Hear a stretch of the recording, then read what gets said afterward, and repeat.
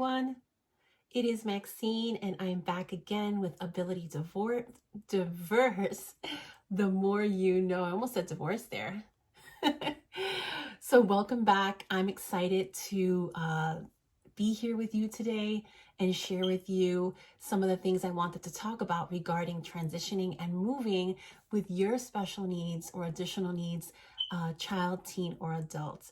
One of the states I wanted to talk about was Florida, just because so many people are moving to Florida. And, there's a lot going on in Florida. We know Florida for its beauty, its beaches, the great weather, so many things to do outdoors.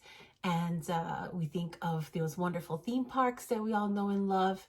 But there's some other things that we need to think about when we transition to Florida.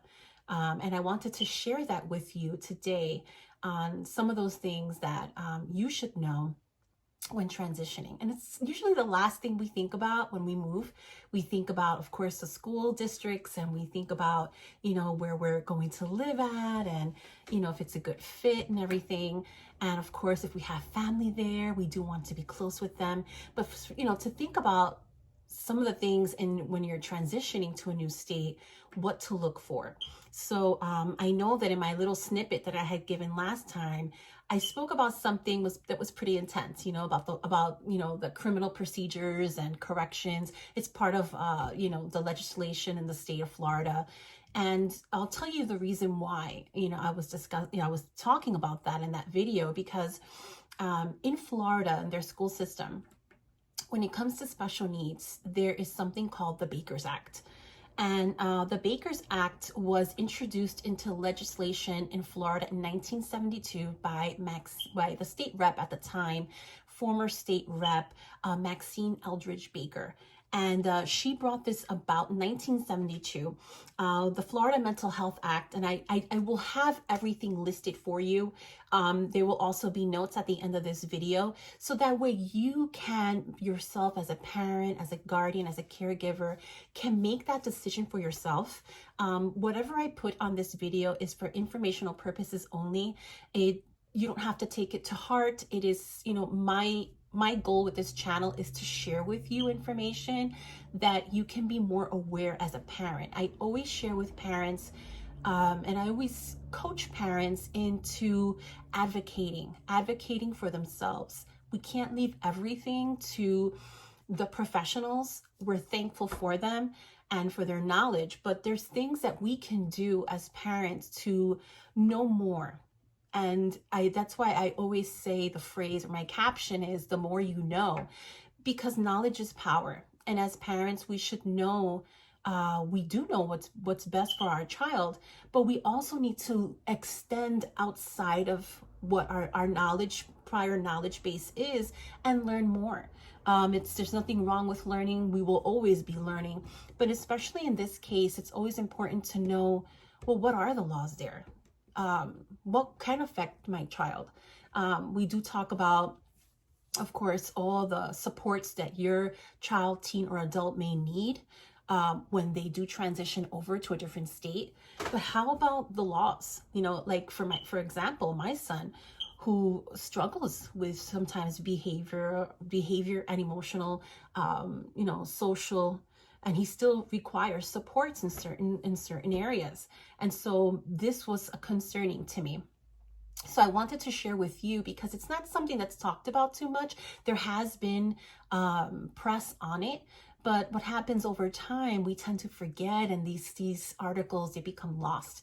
And me, that I'm always learning and reading and researching, I find out about these things, and I'm like, I don't hear people talking about this when they move to Florida.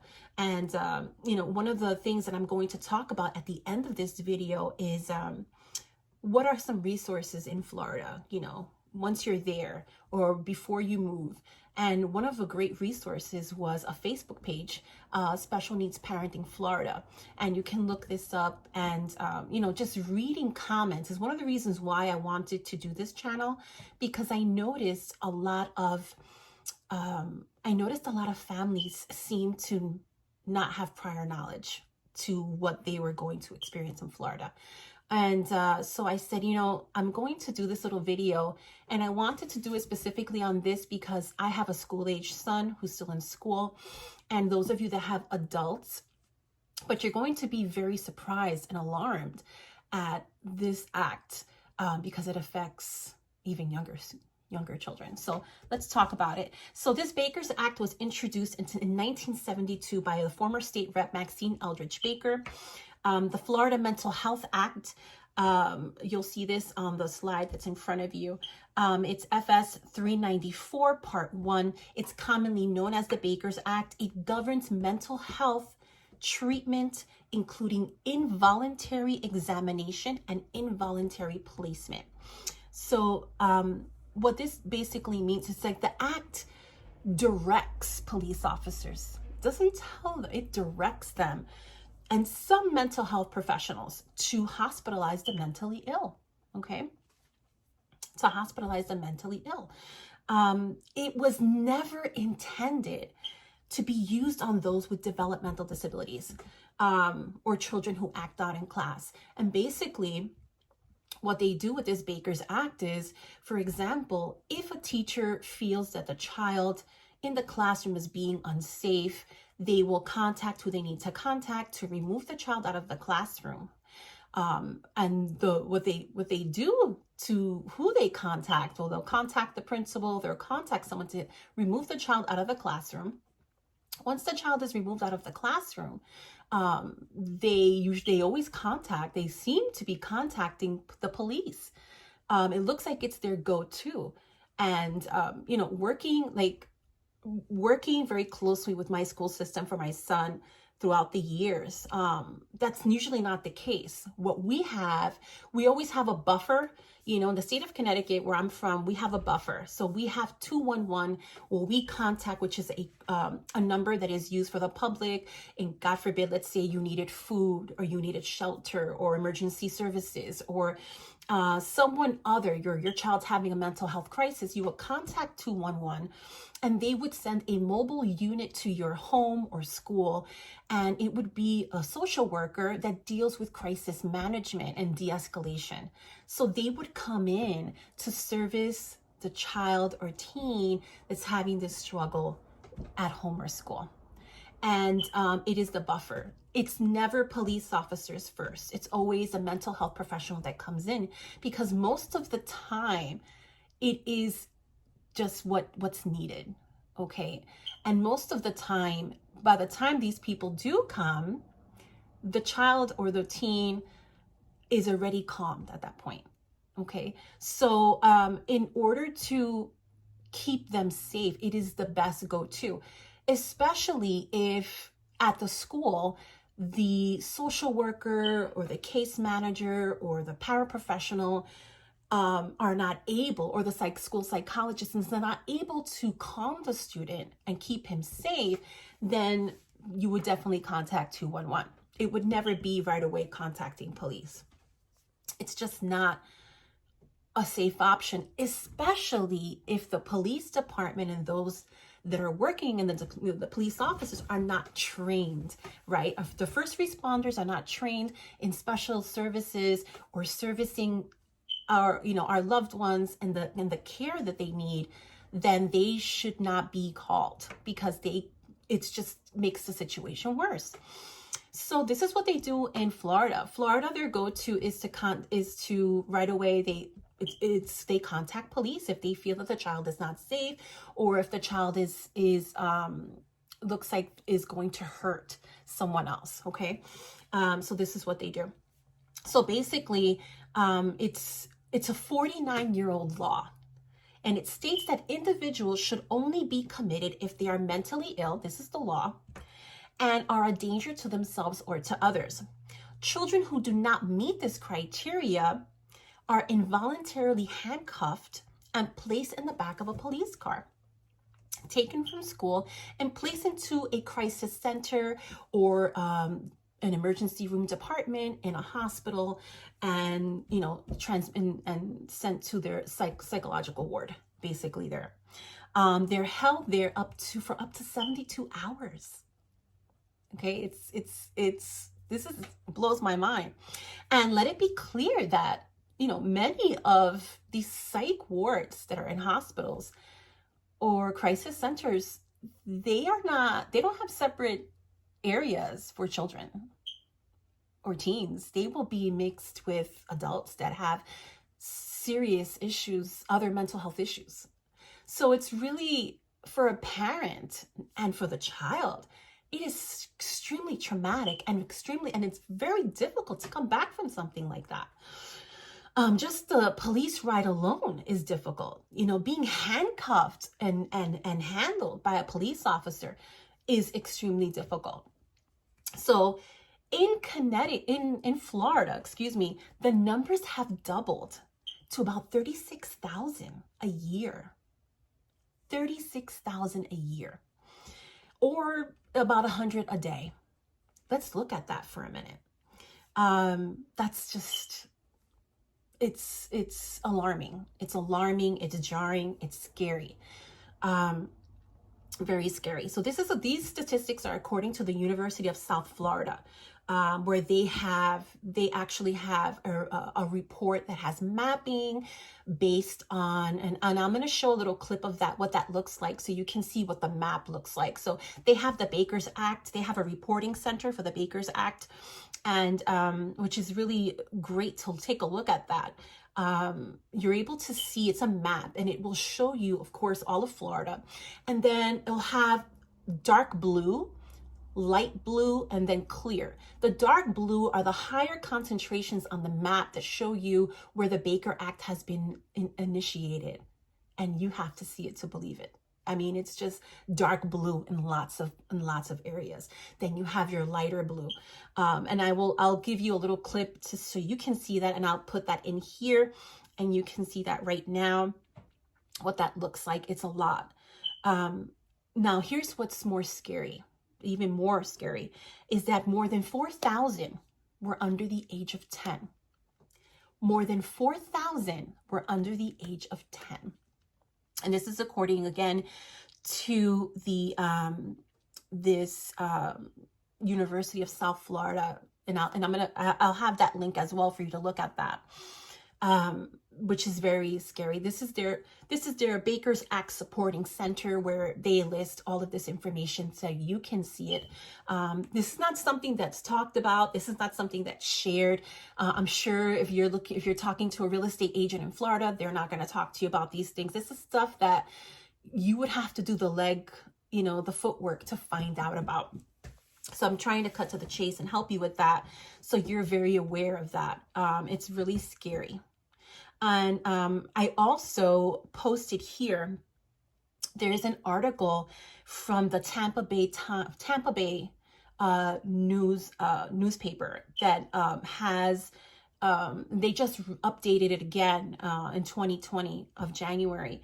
An autistic child melts down, an officer makes a decision, a family suffers the consequences. And it talks about the Baker's Act. It talks about what happened to the child in the article.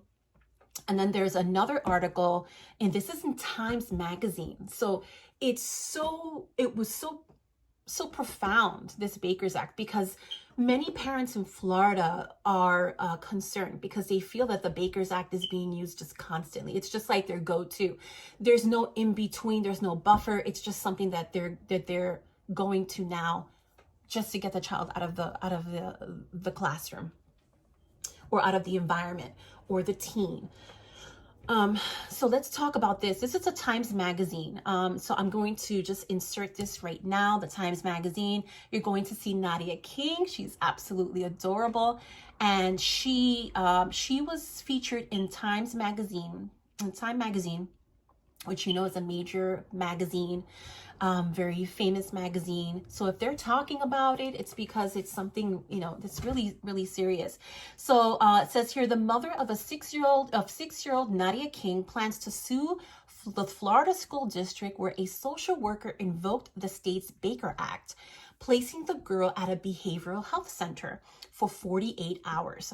According to an incident report by the Jacksonville Sheriff's Department, officers responded to a call from a social worker at Love Grove Elementary School in Jacksonville, Florida. On February 4th, A social worker there said that Nadia was a threat to herself and others, and had been destroying school property, attacking staff, and was out of control. Now, this is the article. Mind you, she is 6 years old. And they decided to, to contact the police for them to remove her from the classroom. Now, just imagine the trauma that this child has to go through, being taken by a police officer, someone in the community who should be trusted. Okay, so she's taken by the police officer. You can see the video on the link. The article is there, the video is there, and you can see actually when the police officer comes in, takes the child into the car. It is heartbreaking because there's so many other things that could be done to, keep the child safe and try to get the child to be calm. And it's sad. This is one of the reasons why I serve with an nonprofit organization, which is Champions Club. And, our goal is to bring sensory rooms into public school systems, into hospitals where it's needed, because this is needed. If Nadia had a place where she could go to blow some steam if she was upset, where she can relax, take some deep breaths without being in that classroom, giving her the opportunity to relax and to take some deep breaths out of that room, this would have been very different. And I'm noticing that instead of using techniques, instead of giving the child the support they need, they're automatically, it's contacting, police officers. It's just not, it's unacceptable. It really is. There's so many other things that can be done to keep Nadia safe and to keep the other students safe until Nadia feels, and Nadia is able to regulate her behavior, able to talk and communicate as to why, what triggered her, what is the antecedent, what happened before that caused her to behave like this. If you do not know what's triggering the behavior, how can you support the steps needed to help Nadia regulate? So this is some of the things that that needs to be done in this state. It's just really bad. Let's go to the next one. So let's find out, why is this happening? So why is this happening? So I decided to look through the Florida's Department of Children and Families has a report, and you got to take a look at this report. I have linked it for you. It's a great report because it really talks a lot of specifics, demographics. It talks about the percentages. You can see what that looks like. So in July 2019, Florida's Department of Children and Families was charged with the task of reviewing the rising numbers of initiations of all involuntary examinations of children. Now, I don't know if this happened because people were of course, parents complaining all over the state of Florida, or because it's becoming more nationally known that Florida is doing this more often. And that's why they wanted to start investigating, or the governor wanted to find out, why is this happening? It's national news. What's going on here? So they decided to review. They took, I guess out of all the kids and teens that this Baker Act has been initiated on, they just took a handful. I guess the most recent ones, initiations that have taken place at that time in 2019, or I think it was actually, they did the examination between the years of 2017 to 2018, I guess, when the spike really went up. And what they did was they took the most recent data on about 21 minors who had more than 10 involuntary examinations from the Baker's Act between the years of 2017 to 2018. So it brought it to a combined total of 285 initiations of the Baker Act. And the circumstances for each minor varied, but it's very interesting to read why. Remember, let's go back a little bit. The Baker's Act was created in 1972 for those who are mentally ill, okay? So let's talk about the circumstances, where these minors are coming from, and you be the judge. So here's the first one that's listed. The circumstances for each minor varied. The first one is minors harming themselves. Baker's Act was initiated by law enforcement. Minors involved in the welfare system and experienced significant family dysfunction. Most minors had Medicaid insurance. I'll leave that there. Minors experienced multiple traumas and or abuse: sexual, physical, verbal, bullying, exposure to violence, parental incarceration, parental substance abuse, and or mental health issues. Most had childhood behavioral disorders: ADD, attention deficit disorder, ODD, oppositional defiance disorder, mood disorders, anxiety disorders. And this one was very significant. The discharge planning and care coordination was inadequate to meet the child's overall needs. So I have quite a few problems with this list. A lot of what's listed here are traumas, which require mental health counseling, which require more family therapy, things that can be treated, things that can be taken care of without a police officer's intervention. Especially when you go to discharge planning. Usually, and again, coming from a parent, I've gone through this, not through the Baker's Act, but in Connecticut we have 211, and my son did go to a hospital, and for when he had a really bad meltdown, and 211 was contacted. And he was already calm and relaxed. It was just to make sure that he was okay. And during the discharge phase, they did ask my son, what are some strategies you can use? They went over with him, who can you talk to? What makes you feel safe? They discussed with him, and they wanted to make sure, they asked him questions to make sure if he had a school psychologist, if he had, mental health professional support, which he did, and he knew their names and he listed them. They made sure that he had the proper supports in place, that was being taken care of at home. It is the job of those that are discharging, the social worker, case manager in the hospital, who's ever there, should not only make sure the day of discharge, but to follow up and to make sure that these families, because when you're dealing with children that have various needs, you have to involve the family, because everyone is involved. Everyone is going through trauma. If this child is going through traumas, the family's going through traumas, they need supports too. You can't just give support to the child and not help the family, because the child is not going to receive the help they need. You can't give from an empty cup. Parents that are not supported can't keep giving and giving when there's nothing left. So they need to make sure, they need to really go back and see what can be put into place that's going to help for this not to continue. It's just really bad. It's just poor care and coordination. These are things that do not require a policeman to be called. These are social service issues that are failing in their state, and they can easily fix that. It's a state. I know that there's a lack of talking to people that live in Florida and organizations, which I just recently spoke to. There is no state and federal tax, if I'm not mistaken. And so what's happening is there's not enough to give and to go around. A state that, think about it.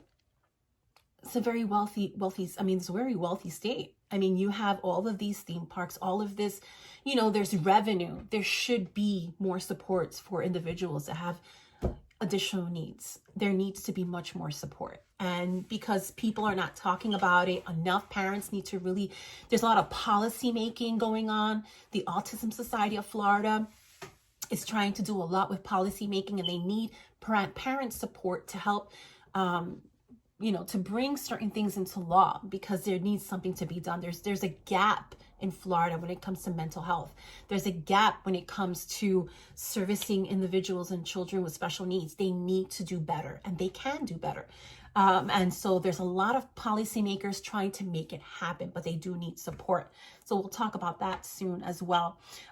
Me coming from talking about Medicaid insurance, as a family, me, growing up, every family has some sort of dysfunction. Every family there's many people now that are taking state insurance. The face of state insurance or Medicaid is very different right now with everything going on. So this should not be an excuse for them to say, well, because these are individuals that have Medicaid, this is one of the reasons. No. Yes, there's some low income families, but listen, special needs is not just low income families. Special needs it's a spectrum. It runs. You have the wealthy that have individuals with additional needs. There is no respecter of persons when it comes to disabilities, right? It's diverse. That's why I call my channel Ability Diverse. It's very diverse. It's not, this demographic, that demographic. It's happening everywhere, regardless. So this I found kind of, I didn't appreciate it. They really need to, I think by looking at this, they should say to themselves, we're failing. What can we do to provide the social service support that's needed? We're lacking in that area. We need to fix that. That is what they should be, that's why it's happening. There's a lack of support. And I noticed too, there's a lot of areas in Florida that have there's a big Hispanic Latino community. My family's from Puerto Rico. So are we making sure that when they're discharged, is it Hispanic?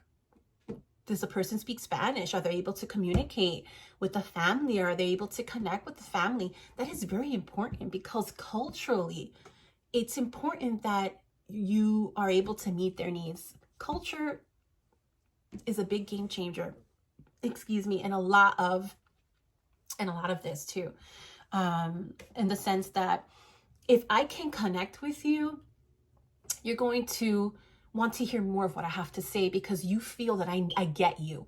And it's important. It's just like a teacher and a student. When that teacher is well loved and liked by that student, they're going to learn better. If the client or the family that I'm servicing, as a social worker, as a human service professional that I am, if they have built a relationship with me, I'm able to service them better, because they know that I understand where they're coming from. It's important that they are able to meet those needs. So how do we meet the needs? How can we meet the needs once the child is discharged, the teen is discharged, they're there for 72 hours or 48 hours. What are we doing after that? What is the school doing? Remember, it's not only the hospital discharging, what's happening at the school. When you have a child that has, you're working with an IEP and individualized educational program that is being serviced, there's a ton of professionals working with your child. You have a speech therapist or an occupational therapist. You'll have the school psychologist, the social worker. Everyone's working together for that child. Where are those people when something like this happens?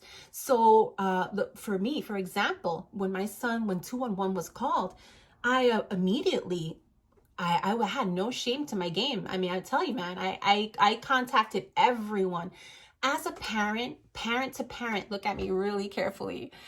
Don't feel bad or ashamed if you have to tell people that your child has an additional need or that your teen has an additional need. Some people tell me, as I've counseled before, parents that have with special needs children or additional needs children, they would tell me, I don't want no one to know. I don't want no one to know that my child has an additional need. And listen, I get it. My son is on the spectrum. I understand how you feel. However, I had to put that aside, because I said, what's more important? that my pride, or getting my child the help that he needs so he can be successful. Because you know what? I'm not always going to be here. One day I will die and my son is going to be alone, and he needs every tool that he can get so that way he's successful, independent, stable, and able. If not, I'm doing him a disservice. So I'm very verbal. Yes, this is my son Elijah. He is on the autism spectrum. How can you help us? You know, and you have to be, because if I can, and my son knows, I told my son from a young age that he had autism. I told him that he was special. I told him that he was brilliant, that he had a mind like Christ, that he was super smart. I always encourage my son, always. And I encourage you to, whatever your faith walk is, encourage your child with that. Whatever it is that you use as a tool to encourage your child, encourage them every day. It's hard for them to learn how to contain everything that they're going through in a box all day. That's why sometimes if they come home, they're like all over the place, because they've held it in all day, because they're working on that all day. So it's exhausting for them. And so that's why it's important. Share your story, tell people, to go back to that, tell people, let them know if your child has a need. Work with the school, work with if there's a meeting, an IEP meeting, a PPT, a planning and placement team meeting, you want to be present. Being present is very important. And lots of teachers and professionals have told me that sometimes parents don't make time for these IEPs or for these individualized educational plans, nothing. And it's important that you do. This is vitally important, because if something like this were to happen, God forbid, you have the support of all of those individuals. And if you had to get support, let's say, God forbid, something like this happens and you have to go to a court of law. Okay, you need to call in an attorney that deals with special education. Okay, let's say your child is suspended. They don't want him back in the school because of his behavior. Let's just say, I'm giving you a scenario. It's important to have a team of individuals behind you who know your child, who know your teen, who knows them inside out, because you've been feeding them and telling them, sharing with them, this happened today. Well, last week he had a rough weekend before they come in on Monday morning. And I know it's a lot, but even if you text, like I have a texting system with the case manager at the school. Hey, Elijah is grumpy. He's having a rough time on the bus. He's on his way, very verbal, warning, warning. It's that kind of connection that they need, because they need to know. If they know, you have a better chance of having the support that you need when it's time, God forbid, right? So let's go back. Then I got off topic, but let's go back to, how do we meet the needs? So the child is discharged from the hospital. What can the school do? What can the discharge person do? What can you do as a parent? So let's talk about, how do we meet those needs? So the first one I have as a bullet is family counseling and therapy. I had this done in Connecticut. There's something called, off the top of my head, it's an organization that they have mental health counselors, and they come to visit your home. You call them, and this is for like crisis situations, like when something like this happens.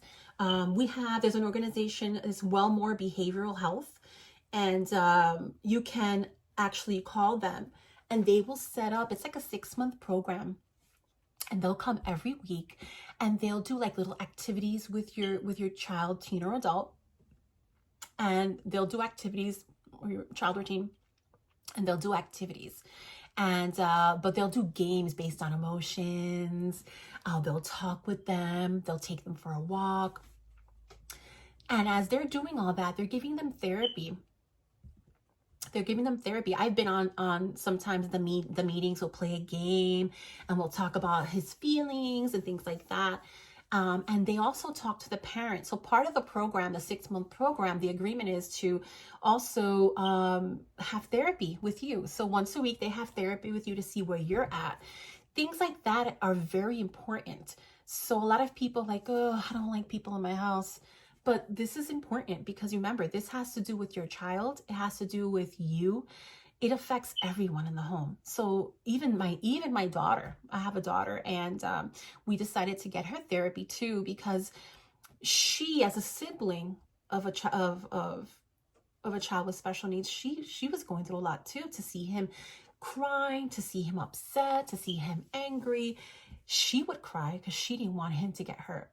So it was affecting everyone. So when I talk to you about these things, it's because I've lived it, I've gone through it, but it's important that you know as well. So let's talk about the next one, right? So there's family counseling, family therapy. How about individualized cognitive behavioral therapy for the minor? So what that is again, it's a specialized therapy that deals with like inner deep-seated issues. And it's targeted to bring that out so the child is aware and can work on them. So that's wonderful. That's cognitive behavioral therapy, right? The next one is case manager and social worker who is culturally diverse. I tell you, it's all social workers should be, but some of them are not. Some are better, more than others when it comes to culture and understanding culture and being understanding. Having a case manager involved and referring to your social worker is vitally important because they have resources and knowledge that you do not have. Some people get afraid. I remember the first time that I had to, when my son was diagnosed and they brought in a psychologist, I was very upset. I said, oh, what is she going to poke him and find out why he's doing what he's doing? I was very upset. But then they became a part of my team and my support system. And so I grew to love them all, each one for what they were doing and the work that they did every single day with other children. Social workers, I know we look at them.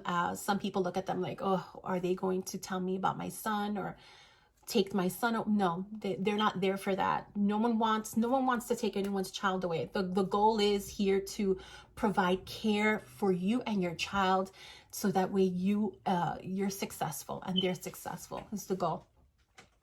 Behavior therapists. So these are people that come in, they can be BCBAs, right? So they specialize in behavioral supports in and out of the home. It could be a registered behavior technician. So these are services that they will come into your home to see the day-to-day going on and help you. Okay, so when Mike, let's say, for example, I'll just pick a random name.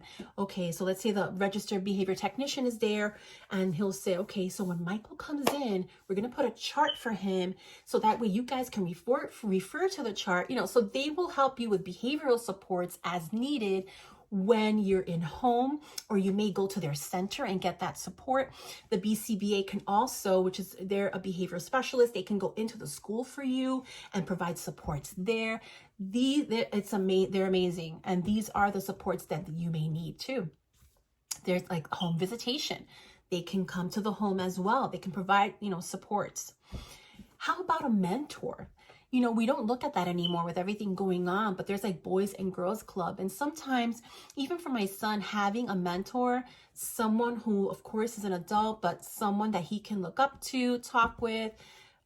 We have a mental health counselor that's kind of like that for him. They have such a great relationship, and they laugh and talk together when they're doing their online therapy. They do telehealth therapy, and they talk. And, some mentor, someone they can look up to and talk to other than mom or dad. It could be an aunt, it could be an uncle, someone other than you. Sometimes always referring to you all the time, they can be like, oh, God, it's mom, it's dad again. But, maybe especially if they're older, having someone else to go to in their family that they can trust and talk about certain issues helps too. And it helps take the load off of the husband and the wife, or the single mom or single dad. It gives you a reprieve. Remember, it's also self-care for yourself. Social skills, right? That is needed. Communication skills, social skills. I know the Autism Society of Florida. So if you are going to Florida, they have the Autism Society of Florida, and they offer so much. So they even have a peer social skills group where they work on social skills, all of that, which is great. And with peers, which is even better. Anger management. peer support, right? Extending school supports outside of the classroom. Again, right? So in other words, going to a center, let's say an ABA center or a behavioral health center, mental health counselors, supports outside of the classroom. If you can get them through your insurance, excellent. You need that. And you'll continue using it until that professional feels he doesn't need it anymore, or she doesn't need it anymore. More discussion needs to happen in schools and on campus on the current depressive state and serious thoughts of suicide that are increasing in Florida's children. It's really serious. There's a lot going on now with social media. I think it's even worse. So we really need to have speakers come out to the schools and talk about mental health, talk about the different disabilities. What does that look like? Because many times, and I'll give you an example, even in my son's school, when my son has had meltdowns or is going to have a meltdown, the peers who know him have cheered him on and have helped him get out of that mood that he's in. They just recently had like a mile run, and he was really struggling. I mean, and I had told him, I said, you could just jog and stop and jog and stop. But he really struggled. And his peers, they supported him because they were familiar and aware, because they talk a lot about it in school. They were familiar and aware, they were to support him. That's really important, to have those big conversations in our schools, in our auditoriums, with our principals. I think if everyone knows how to handle these things, it makes a world of a difference. Medication.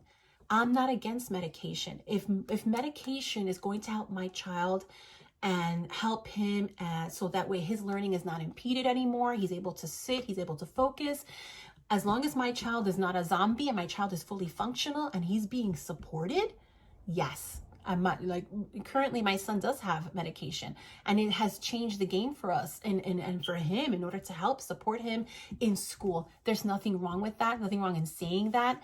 And feel free that if that's something you wish to explore, to discuss with your pediatrician and your child's doctor. Create sensory rooms in the public school system, or sensory paths. I mean, there was a woman that was creating a lot of sensory paths in the school. And what it does is, let's say there's a para in the classroom. The child is getting antsy. She's noticing that he's triggered by something in the environment.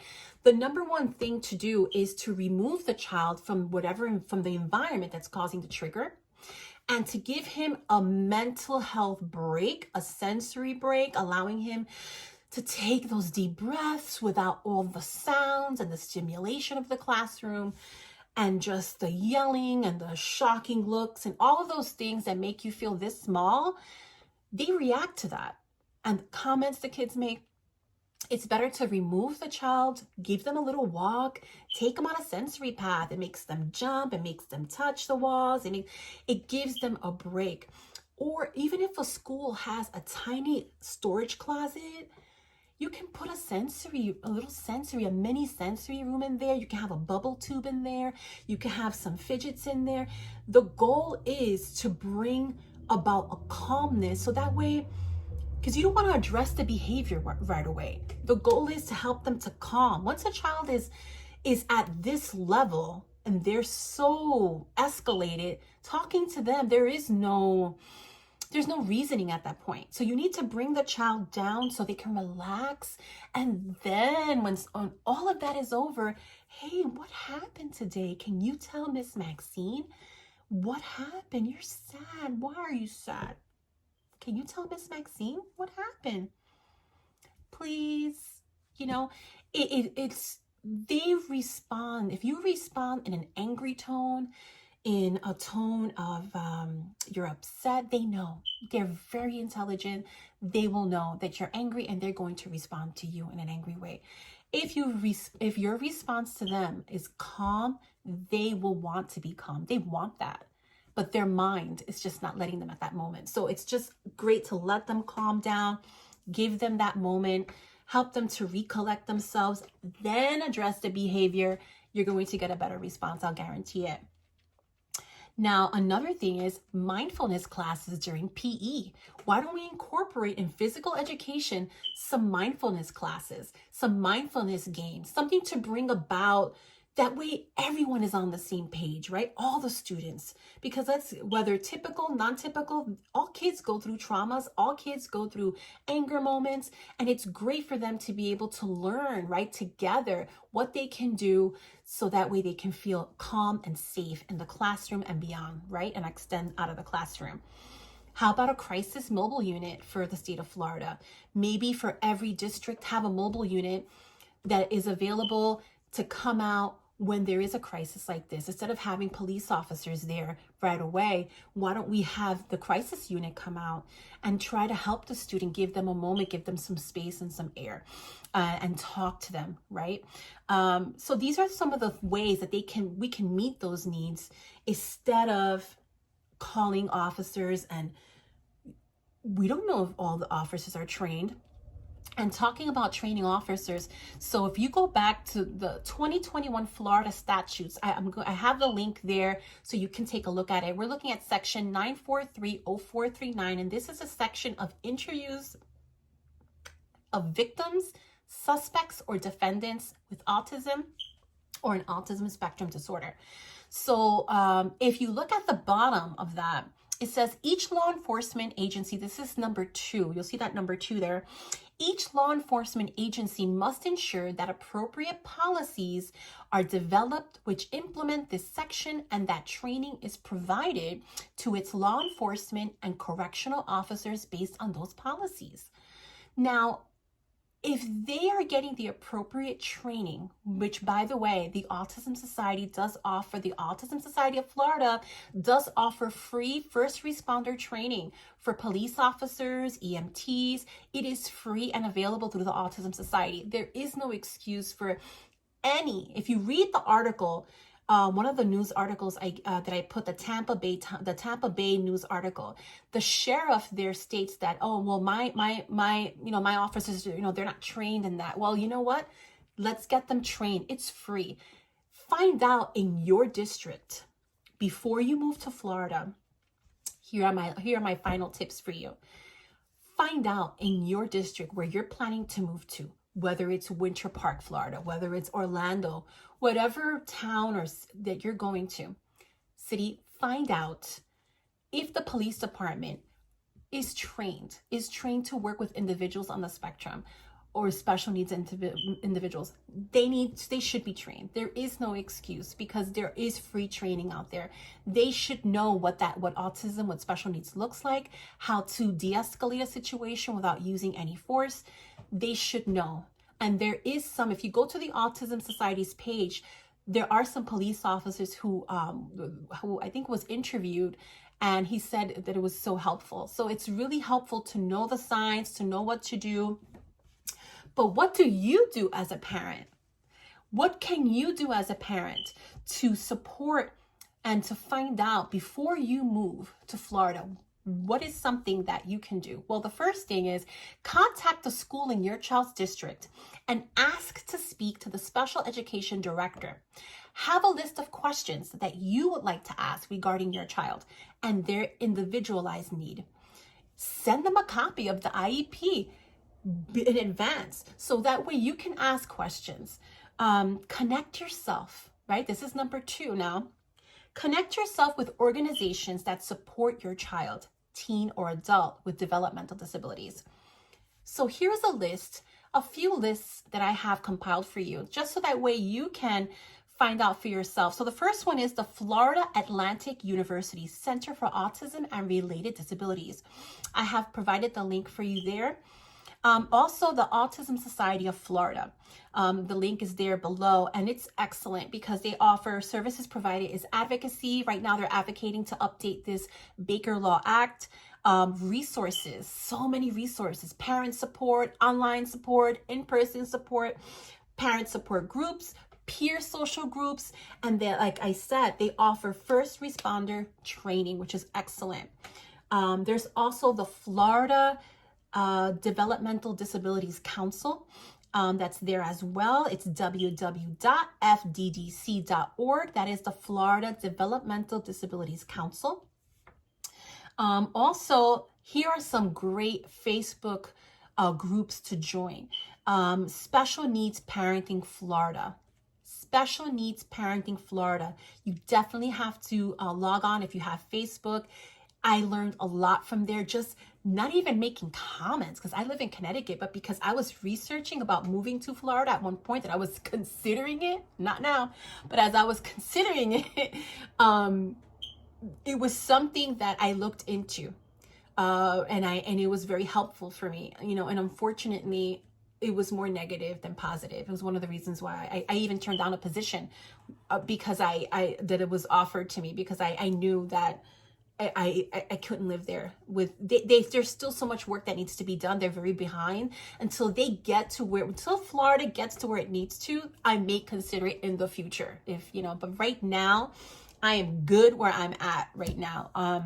But Special Needs Parenting Florida, I heard comments for those who do take Medicaid, like I do, have state insurance, and I'm not ashamed to say that because at this point in time, I've lost my job, and we do need it, and it has been a blessing for us. And if you are a parent that does use state services, Florida is very, very behind. And for servicing. For even there was a parent that had moved to Florida and she had applied for state insurance and she was on a list. She was waiting. There was another parent that had put up. She said, "Please don't come to Florida. It is the worst for servicing. Wait lists everywhere. There's a shortage of paraprofessionals in the schools." And it was so disheartening to hear everything. It was just, and these are just random parents. It wasn't something. And it was so many parents who were so dissatisfied with it but I will leave it to you to do that research. I don't want to discourage anyone if you're already planning or bought a house in Florida. All I say is know before you go, learn as much as you can, find out in your area, join groups, learn. You want to always be advocating for yourself and learning for yourself. Special Needs Parenting Florida, that is on Facebook, and of course it's like everywhere. Certain areas always seem to have better services depending what districts, but you got to know before you go.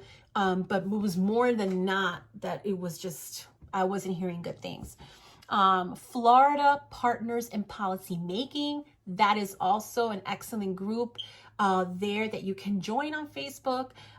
It's really good as well because it talks about the laws and everything. Ask your town, again, please, police department, do you have a first responder training when it comes to individuals with additional needs? Always know before you go. Thank you so much for joining me today. And I hope, remember, this information is just, it's informational for informational purposes. It is to help you navigate before you go. We fall in love with the thought of it.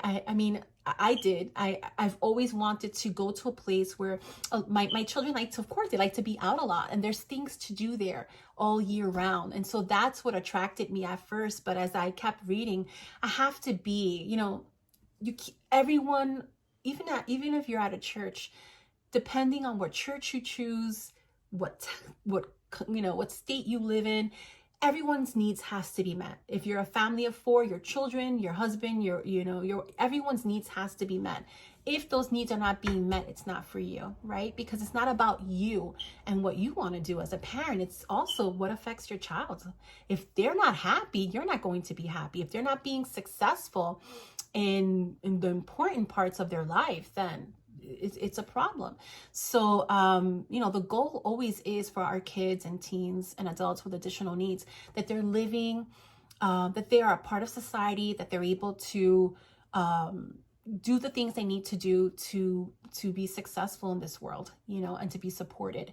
And if they're not going to get that support and help that they need, then it's not the place for you to be. So that's just me. I love you guys. Have a great day. Enjoy your day. Here in New England, the weather is good now. It's about in the 70s. but it's been getting cold, and next week is going to be more cold.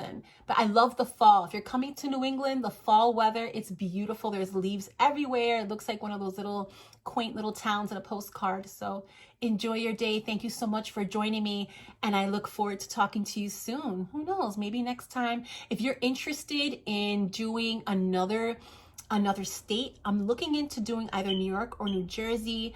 So let me know, is there a state that you want to hear more about? Anything else? Let me know.